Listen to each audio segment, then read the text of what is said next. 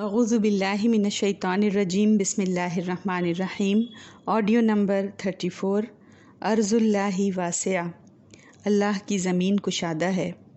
نبی اکرم صلی اللہ علیہ وسلم اور آپ کے صحابہ کی تبلیغ جاری تھی۔ مشرکین کا جذبہ خونخواری بھڑکتا جاتا، کیونکہ ان کی انا چور چور ہو گئی تھی۔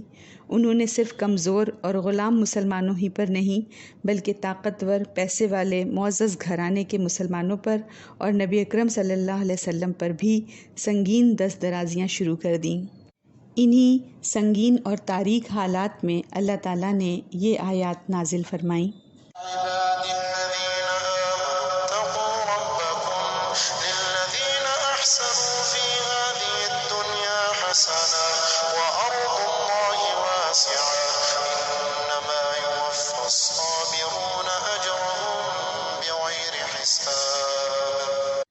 جن لوگوں نے اس دنیا میں اچھائی کی ان کے لیے اچھائی ہے، اور اللہ کی زمین کشادہ ہے، صبر کرنے والوں کو ان کا اجر بے حساب دیا جائے گا۔ یعنی ہجرت کی طرف اشارہ کیا گیا اور بتایا گیا کہ اللہ کی زمین تنگ نہیں ہے۔ تو ہجرت کا اشارہ پا کر نبی اکرم صلی اللہ علیہ وسلم نے ایک ٹھوس قدم اٹھایا۔ آپ صلی اللہ علیہ وسلم نے مسلمانوں کو ہدایت کی کہ وہ حبشہ کی طرف ہجرت کر جائیں۔ حبشہ کے بارے میں نبی اکرم صلی اللہ علیہ وسلم نے اچھے سے پتہ کر لیا کہ وہ ایک انصاف پسند حکمران ہے، اور آپ کو یقین ہو گیا کہ وہ کسی پر ظلم نہیں کرتا۔ نبوت کا 5واں سال ہے، لوگوں پر ظلم کی انتہا ہو چکی ہے، ایمان خطرے میں ہے۔ نبی اکرم صلی اللہ علیہ وسلم کی ہدایت پر 12 مرد اور 4 عورتیں حبشہ کے لیے نکل پڑے۔ ان 16 لوگوں میں نبی اکرم صلی اللہ علیہ وسلم کی بیٹی رقیہ رضی اللہ عنہا اور آپ کے داماد عثمان رضی اللہ عنہ بھی ہیں۔ یہ لوگ رات کے اندھیرے میں چپکے سے نکل گئے۔ جب قریش کو پتہ چلا تو غصے میں تلملا اٹھے، لوگوں کو دوڑایا، لیکن وہ نکل چکے تھے۔ ابھی ان لوگوں کو 2 مہینہ ہی ہوا ہوگا حبشہ ہجرت کیے ہوئے کہ ایک روز نبی اکرم صلی اللہ علیہ وسلم مسجد حرام میں آئے۔ وہاں قریش کے بڑے بڑے سردار اور بہت سارے لوگ بیٹھے تھے۔ آپ صلی اللہ علیہ وسلم نے اچانک کھڑے ہو کر سورۃ نجم کی یہ آیات تلاوت فرمائیں۔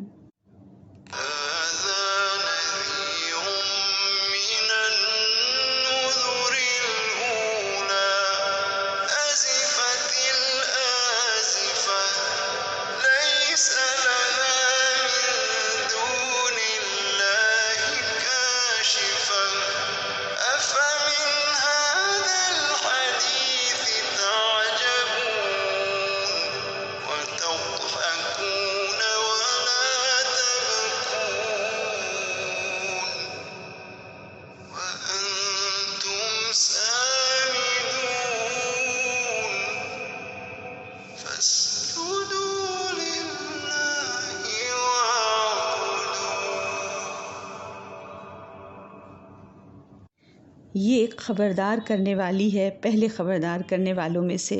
آنے والی گھڑی قریب آ لگی ہے، اللہ کے سوا کوئی اس کو ٹالنے والا نہیں۔ تو کیا اس بات سے تم لوگ تعجب میں پڑ جاتے ہو؟ تم ہنستے ہو، روتے نہیں ہو، اور گا بجا کر انہیں ٹالتے ہو۔ جھک جاؤ اللہ کے لیے اور بندگی بجا لاؤ۔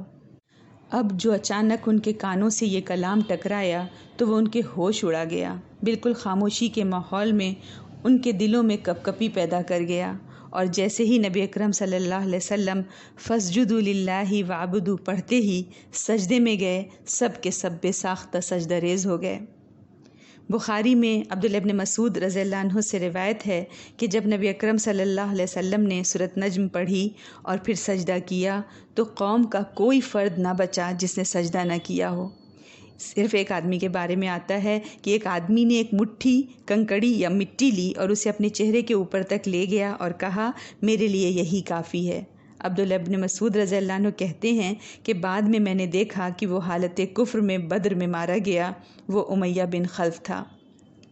اب جیسا ہوتا ہے عام طور پر افواہ بن جاتی ہے، خبر کچھ کی کچھ ہوتی ہے، پھیل کر کچھ اور بن جاتی ہے، تو مشرکین کے اس بے ساختہ سجدے کی خبر بھی خاص فرق کے ساتھ حبشہ کے ان مسلمانوں تک پہنچی جو ابھی 2 مہینہ پہلے ہجرت کر کے گئے تھے۔ انہیں یہ خبر ملی کہ سارے قریش مسلمان ہو گئے۔ ان کی خوشی کی انتہا نہ رہی۔ وہ خوشی خوشی مکہ واپس پلٹے۔ جب وہ بالکل مکہ کے قریب پہنچے تو سچائی پتہ چلی۔ اب جو واپس جا سکتے تھے وہ واپس ہو لیے، اور جو نہ جا سکے وہ کسی کی پناہ لے کر مکہ میں ہی رک گئے۔ ادھر مشرکین نے جو بے خودی میں مسلمانوں کے ساتھ سجدہ کر لیا تھا، انہیں پچھتاوا اور کھسیاہٹ ہو رہی تھی۔ اب انہوں نے مسلمانوں کا جینا اور دوبھر کر دیا، سختیاں ہی سختیاں بڑھا دیں۔ نبی اکرم صلی اللہ علیہ وسلم نے اپنے صحابہ سے فرمایا دوبارہ حبشہ ہجرت کر جائیں۔